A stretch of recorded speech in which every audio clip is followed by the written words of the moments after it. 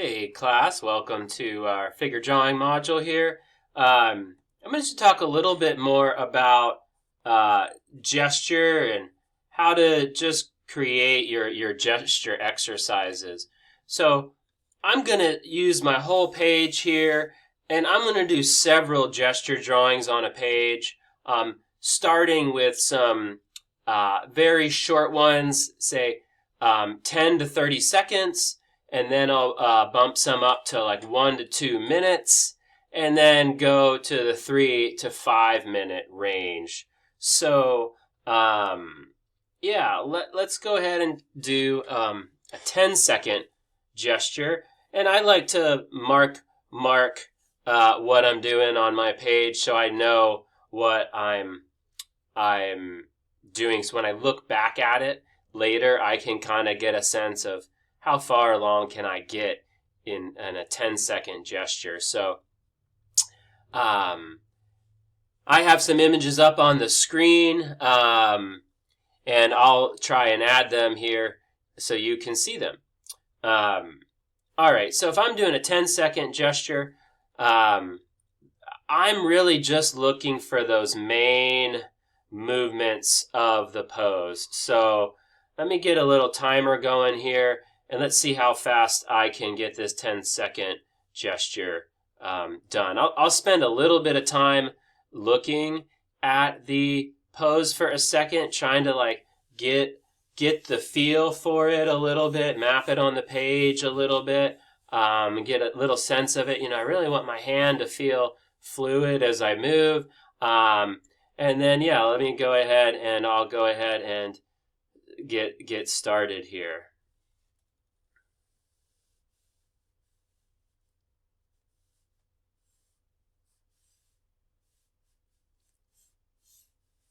So 10 seconds, right? That is about as far as I'm going to get in a 10-second gesture, is just like the basic flow of lines, right?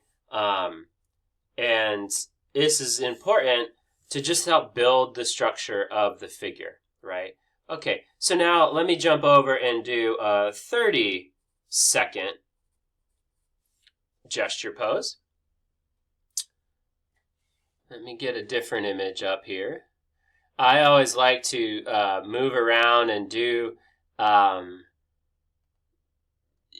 different images through each one. So when you're using line of action, you can kind of set this up for yourself and just really go through this and make as many of these as you can. I recommend doing many more of these than you actually are required to submit. So, maybe even do double. I mean, 10, how many, in an hour you can do like 100 10-second,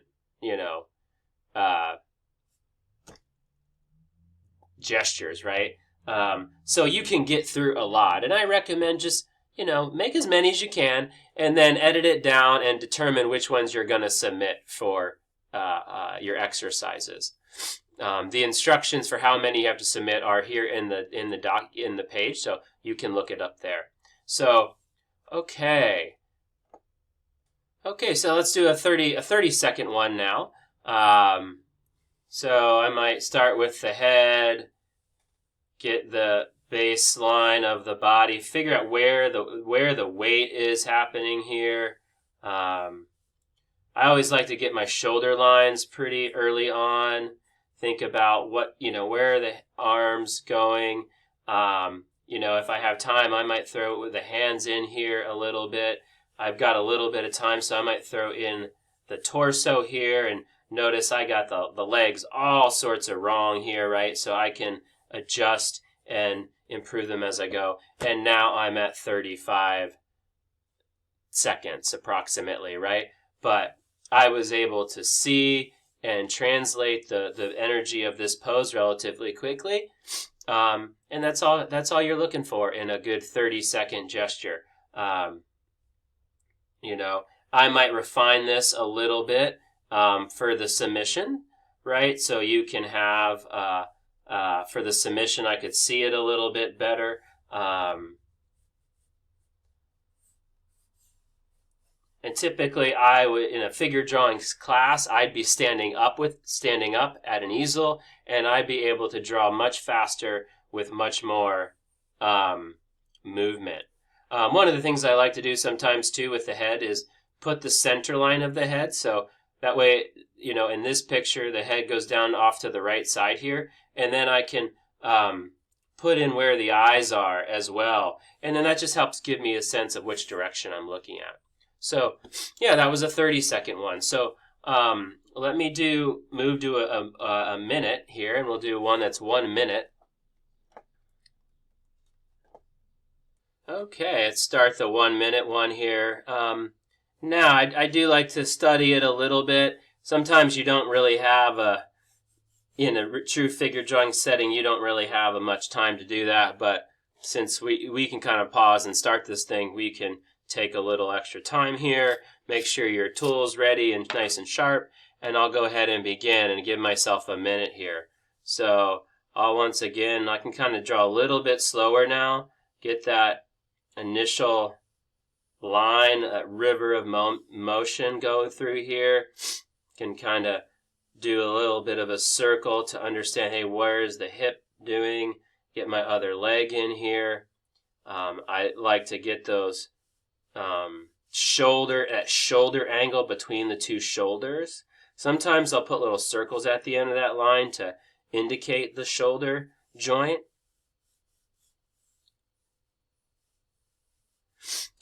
And now I've got a good sense of the line happening here. Now I can start to think about, okay, what is the torso doing here? What's this upper part of the torso? So I'll usually put that in with a circle, and then I can kind of connect that to the hip circle. And notice I actually need to get this way more, I think, more dynamic here. So I can just quickly bump that out right?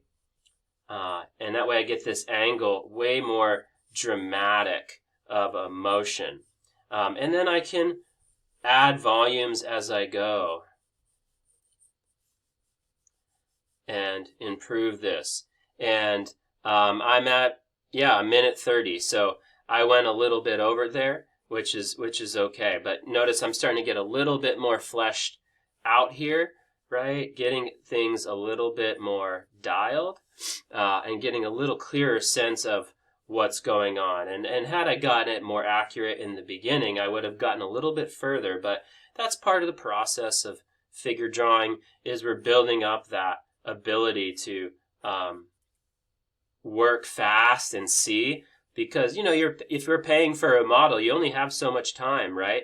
And so, and models can only hold a pose for so long, right? So you really want to be able to maximize that as fast as possible. So I'm going to switch the page, and let's do a 3-minute gesture together. All right, I started over here on a new page. Notice I'm really using up the whole page here too. I like to draw large with my gestures so I can really keep things fluid and moving. So let's start a 3-minute one. Now I got my timer going. Let's go. Sometimes I'll start with the head just to place the size of the head in.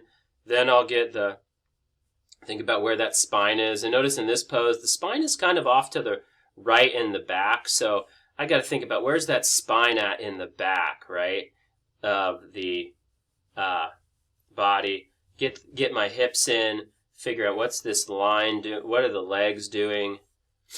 Because I kind of, the figure kind of has this back lean a little bit, so I want to get that in. The shoulders are pretty short here, but the front one we see a little bit more of, right? As it that arm kind of comes down.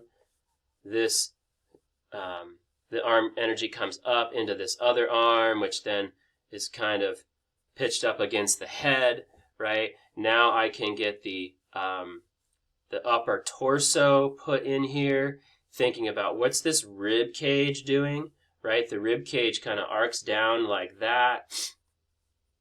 Then we have sort of the torso in here, and then we have the sort of the hips, and now I can get more of this leg in here.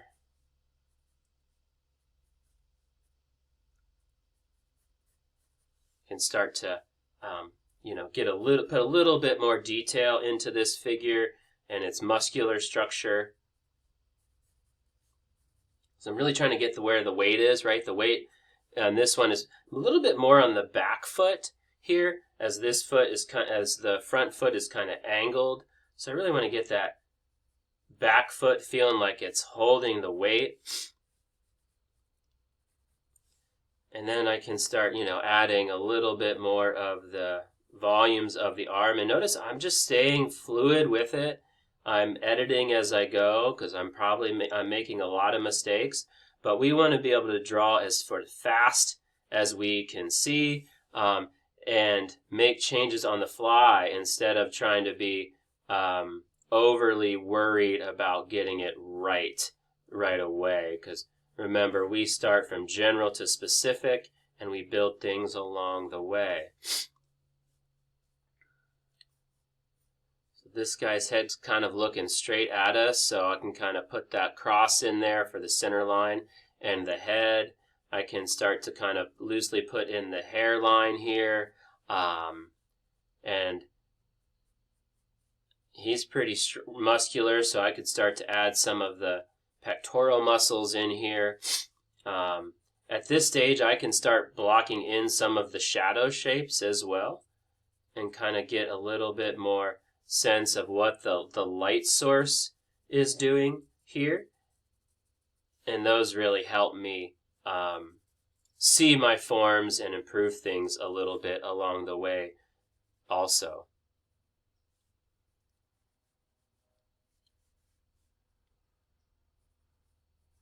So yeah, that's at 3 minutes now. So that's about a 3-minute gesture, right? Let's go ahead and do a 5-minute one together as well. All right, when I'm doing gestures, I like to dynamic poses can sometimes be a little bit more fun and easier to do when we're doing these short ones. So I got a dynamic pose here, and we're going to do this one for 5 minutes. So go ahead and begin, and I still start with all the same strategies I do before. I'm kind of blocking in the head. I'm thinking, what's the spine doing here? What's the leg? What are the legs doing here? The hips, and kind of fluidly build all this together to really just get the energy of the movement here, as energy of the pose in this piece with the basic lines, just to get something, on the page and going. And then I'll start to flesh it out more, adding some volumes here. Again, I like to do the cylinder for the chest.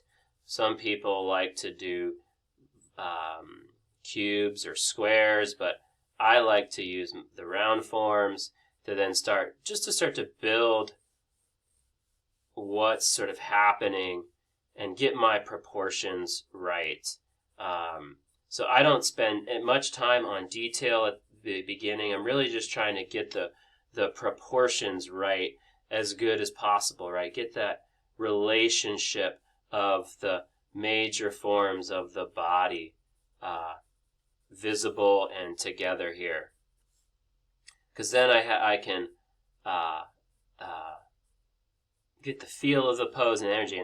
And notice I'm actually need to make some adjustments here because the pose leans back a little bit more. So I think if I move that spine a little bit further back and then get the head looking like it's looking up a little bit more. So get that face plane here, make it look like it's looking up a little bit. And then that way it feels like, okay, now it feels like this figure is really leaning back and looking up, right? And so that's an important part of the whole bit, is really capturing the movement of the pose, the position of the pose. Where's the weight located? And through the gesture process, we can kind of see and make changes along the way and really see what's happening here.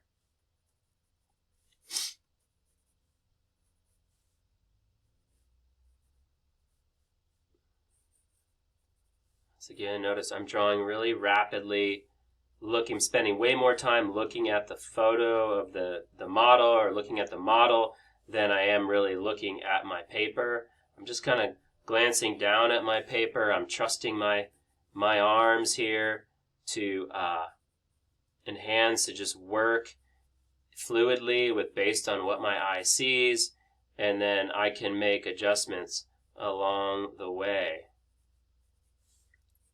and improve this thing as I go too. So I can start blocking in some of my shadows again, some of the larger muscle groups here.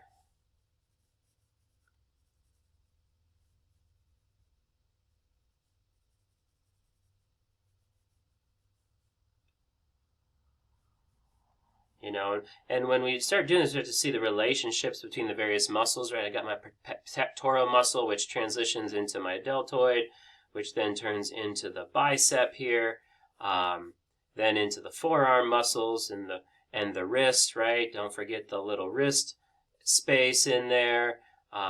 We've got the sort of palm of the hand here.